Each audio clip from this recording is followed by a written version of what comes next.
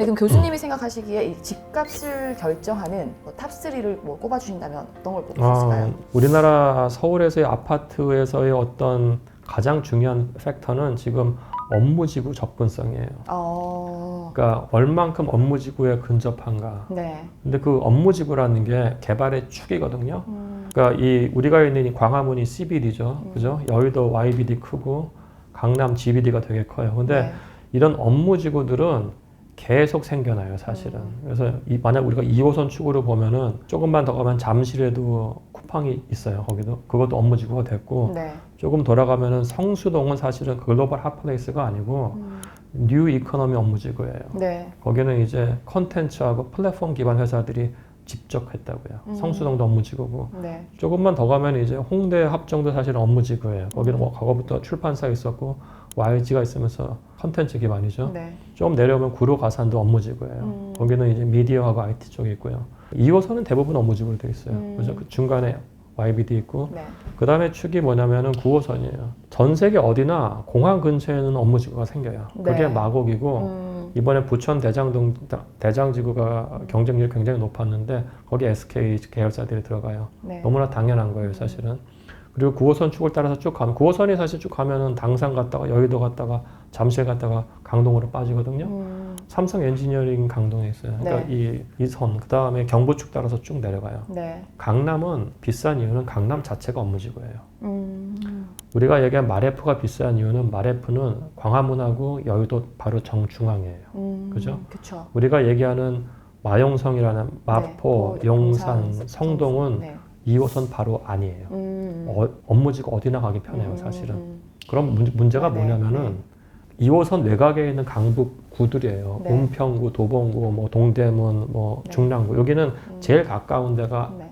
광화문이에요. 그래서 지금 업무지구로 재편이 됐고요. 네. 그 단적인 예로 볼 수 있는 단지가 광화문 옆에 경희궁 자이라고 있어요. 네네. 이쪽에서 제일 비싸요. 그죠? 대단지죠. 대단지죠. 하고, 예. 예. 바로 옆이 광화문이고, 여기는 근데 학구는 안 좋아요. 대단히 죄송한데 건너편에 있는 여자중학교는 학생을 못 모아서 4, 5년 전부터 서울시 교육청에 폐교를 요청했어요.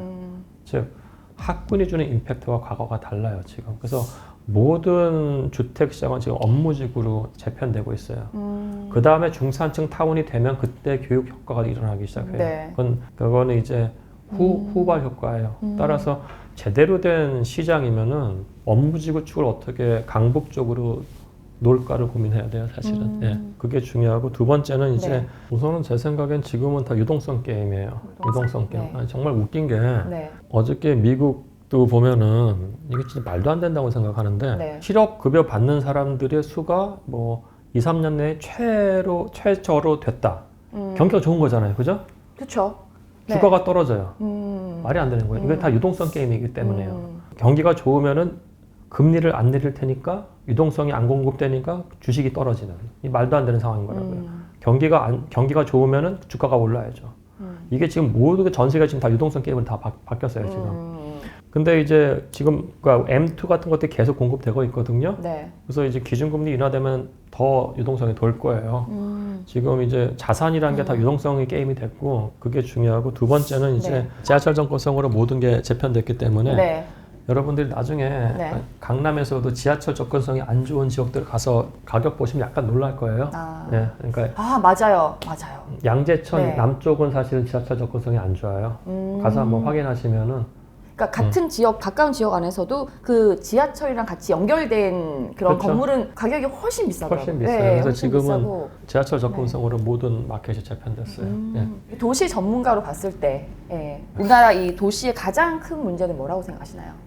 서울은 대한민국의 슈퍼스타 도시거든요. 네, 그렇죠. 서울의 GDP 성장률이 대한민국보다 높냐를 질문했을 때 많은 사람들은 높겠지라고 대답을 할 텐데, 대단히 죄송하게도 2010년부터 2020년까지 연평균 GDP 상승률을 보면은 서울이 대한민국보다 낮은 해가 더 많아요. 그럼 우리가 지금 생각해야 될 부분은 뭐냐면은 서울이란 도시에서 어떻게 혁신을 이루고 성장을 이룰까에 대한 고민이에요. 네.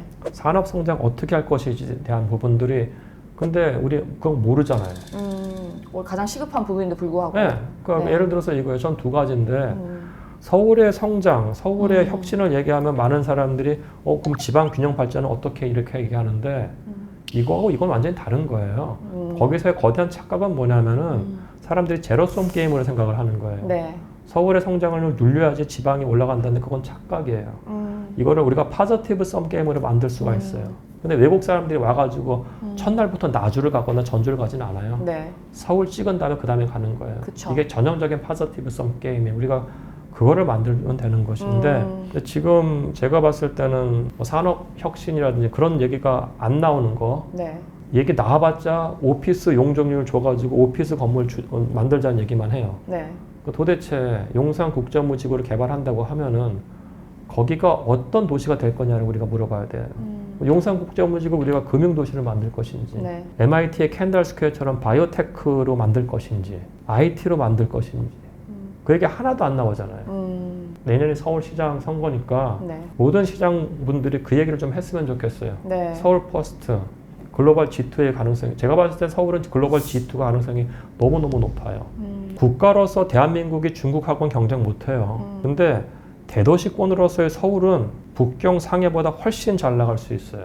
그쵸. 훨씬. 그럼 교수님 보시기에 이 서울이 세계의 그 주요 도시들과 비교를 했을 때 딱 서울의 가장 큰 장점은 뭐고 또 약점을 꼽는다면 어떤 게 있을까요? 그러니까 제가 봤을 때 강점은 네. 이렇게 힙하고 펀한 도시가 없어요. 지금 도시는 사실은 펀 앤 힙이 제가 봤을 때는 핵심 키워드예요. 힙해야 돼요. 그죠? 네. 서울이 힙하니까 성수동에서 백인 여성들이 와가지고 일하고 싶어 한다니 거기 카페에서. 그래서 어떤 일이 발생하냐면은 외국 친구들이 한국에서 워킹 퍼밋을 받는 게 너무 어려우니까 네. 내가 죄송해요. 지방대에 대충 걸어놓고 거기서 일해요. 이게 우리가 뭐 40, 50대 남성들이 생각하는 거와 완전히 다르게 서울은 지금 고평가가 아니고 이미 글로벌 G2예요, 이미. 그리고 서울처럼 안에 역사 자원이 많은 도시가 없어요. 근데 서천에도 어마어마한 문화 자원이 있어요. 네. 그다음에 옆에 가면 경복궁 있는 거고 옆에 가면 북촌이에요. 완전히 전통적인 모습의 북촌. 밑으로 내려오면 인사동 있고요. 갤러리아 문화적 자원 있고 옆이 익선동이에요. 그죠? 조금만 옆에 가면 봉익동이 나와요. 네. 그 다음에 종묘 나오고 종묘도 사실은 저는 정치적 이슈 때문에 그렇게 한데 세운상가도 되게 유니크한 건물이에요. 사실은 르꼴부아지의 양식이 동양에서 만들어진 거니까. 그 다음에 나오는 게 광장시장이에요. 광장시장 위에서 보면 그건 철거 대상이죠. 네. 누가 얘기하는 것처럼 흉물이죠. 근데 광장시장 지금 거의 글로벌 핫플레이스예요. 가면 7, 80% 한국 사람들이 아니고 외국 사람들이에요. 그죠? 조금만 더 가면 동대문이에요. 조금만 더 가면 동묘고. 네. 동묘에서 남쪽 가면 신당이에요. 이렇게 도시의 컬러가 다른 데가 전 세계에 없어요. 이렇게 또 도시에 대한 연구를 많이 하신 또 교수님께서 그렇게 말씀을 하시니까 더 자부심을 자부심을 가져야겠다는 하죠. 생각이 드네요. 네. 아니 이게 동경은 그렇지 않잖아요. 동경은 다 뉴예요. 다 뉴. 따라서 우리가 서울에 있는 문화자원이라든지 이런 것들을 좀 활용할 포텐셜은 많은데 네. 제가 봤을 때 이거를 정책 차원에서 그런 것들을 못하고 있는 거죠. 못하고 있는 거죠. 네. 도시 전문가로 보시기에 되게 많이 안타까우실 것 같네요. 그렇죠. 예를 들어서 네. 이거예요. 뭐 우리가 뭐 캐대언, K-팝, 네. 뭐 K-컬처 얘기가 나오는데 그 아이돌 가수들이 공연을 해야 될 거 아니에요. 네. 그죠? 공연을 한다고 하는데 우리나라 서울에 공연할 데가 어디 있냐고요. 고덕돔은 애초에 설계가 잘못됐기 때문에 음향시설이 안 닿아서 거기서 공연 한 번 하면 그 다음에 안 해요. 네. 그 다음에 하는 데가 국립체조경기장인데 이건 리모델링 한 거예요. 여기는 6개월 전에 예약받아요. 이건 거의 다 차요. 그럼에도 불구하고 여기가 아레나로서는 그 시설이 아레나용이 아니기 때문에 한계가 있어요. 네. 그러니까 우리가 약간 좀 착각하는 게 뭐냐면은 막 5만석 스테디움에 아레나 해야 된다고 하는데 그거는 못 채워요. 그거는 일부나 하는 거고 네. 해외에서 봤을 때는 2만석도 채우기 힘들어요. 그래서 스포츠 팀을 갖고 있는 데들이 그걸 하는 거예요, 사실은. 근데 약간 좀 너네로 그러면 네. 서울시 안에 전용 아레나가 지금 없는 거고 창동에 하나 만들어질 거예요. 근데 옆에 있는 동경만 보더라도 네. 전용 아레나가 요코하마에 2개 있고 동경에 2개 있고 플러스 스테디움하고 여러 개 다 있어요. 그러니까 얘네는 아레나와 관련된 산업 자체를 육성을 한 거예요. 제주는 K-팝 아이돌이 부르고 돈은 동경 가서 버는 거예요, 지금. 제주를 부리는 장소가. 그게 굉장히 잘못된 거예요, 제가 봤을 때는. 엔터테인먼트 센터 아레나는 시내 중심에 있어야 돼요. 네. 시내 중심에. 여러분들 중에서 뭐 일산에서 경기장에서 뭐 예전에 콜드플레이 와서 공연하고 가셨을 텐데 네. 미쳐버리는 게 거기서 지하철 끊기면 못 가니까 끝나자마자 지하철로 뛰어가요. 아레나는 사실은 이거는 블루오션이 아니고 약간 레드오션이에요. 아레나는 반드시 옆에 복합 문화 클러스터가 형성이 돼야 돼요. 우리가 아레나 시티 개발을 할 때가 서울시에 어디 있냐를 봤을 때 네. 제가 봤을 때 용산은 국제무지구가 아니고 네. K-팝 전용 컴플렉스로 만들어야 돼요. 아, 예. 왜 그런 생각을 안 하시는 거죠? 그러니까 제가 봤을 네. 때 저는 이렇게 네. 생각을 해요. 네. 그러니까 이게 그러니까 젊은 사람들이 뭐 하는지를 알아야 돼요. 우리가 네. 대한민국의 경제 성장을 너무 급격하게 했거든요. 네. 정치인들이나 시장들 나이를 보자고요. 대부분 60 이상이에요. 그죠? 근데 저도 뭐 서울대 나오고 애들 친구들 보면 이미 은퇴가 시작됐어요. 근데 정치인들하고 행정대원은 60이 젊은 나이에요, 지금. 아. 근데 상식적으로 보자고요. 65상 이상은 사실은 극빈의 코리아에 태어난 사람들이에요. 그죠?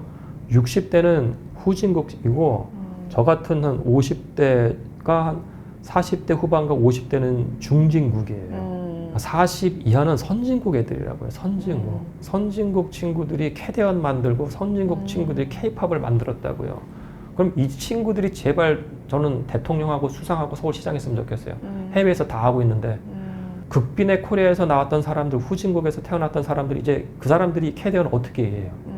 근데 좀 안타까운 게 젊은 층들이 사실은 전 세대에서 제일 가난할 뿐만 아니라 보팅 파워도 약해요. 투표권도 제일 세대가 좀 이 사이즈가 작으니까. 네네. 그러니까 이 친구들 목소리가 또 안 들려요. 아. 그러니까 진짜 한심한 거예요. 제가 봤을 때는. 지금 전 세계에서 일어나는 대다수의 폭동들, 네팔, 뭐 스리랑카, 파리도 마찬가지. 이거 젠지 폭동이에요, 사실은. 20, 30대가 흥분해가지고 분노해서 일어난 거라고요. 근데 우리나라는 분노도 못 하잖아요, 지금. 그러니까 이게 빨리 좀 젊어져야 돼요. 조은지의 큐? 교수님 앞으로는 혹시 어떤 계획을 갖고 계신지 그리고 앞으로 목표가 무엇인지 궁금해요. 예, 사실 이건 약간 또 부동산 이런 거 도시랑 전혀 엉뚱한데 네. 소셜 벤처하고 사회적 기업들 후원하고 연구하는 걸 한 10년 넘게 했어요. 예, 그래서 네. 문재인 정권 때 사회혁신위원회 위원장도 했고 제3세계에서 못 사는 지역들을 좀 방문을 가끔 해요. 그래서 지금은 이 블록체인으로 이 제3세계 사람들 도와주는 글로벌 플랫폼을 만들고 있어요. 그래서 이게 아마 사실 이게 되려면 하여튼 뭐 경제 생태계하고 연결이 돼서 나중에는 좀 다시 설명드릴 수 있을지 모르겠는데 하여튼 이게 글로벌 거래소들하고 얘기를 하고 있어요. 알겠습니다. 지금 활동하시고 있는 거 저희도 열심히 아, 응원하도록 하겠습니다. 감사합니다. 네, 지금까지 도시 전문가 서울대학교 김경민 교수님과 함께했습니다. 고맙습니다. 감사합니다.